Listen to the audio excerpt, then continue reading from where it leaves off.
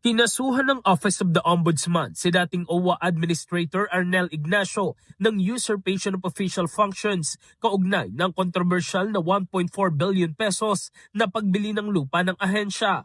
Ayon kay Migrant Workers Secretary Hans Leo Kakdak, natanggap nila ang resolusyon ng Ombudsman noong July 7.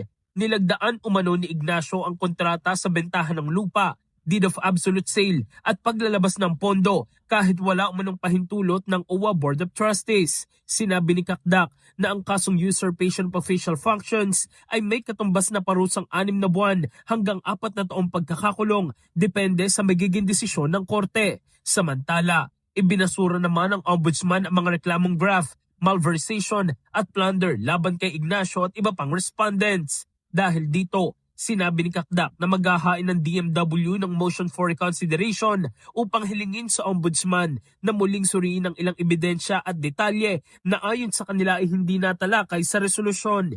Iginiit ng DMW na nais nila maipakita ang umano'y labis na pabor na naibigay sa nagbenta ng lupa at ang pinsalang idinulot sa pamahalaan, kabilang ang pagbabayad sa 51 condominium units na umano'y wala na ng inspeksyonin ng OWA.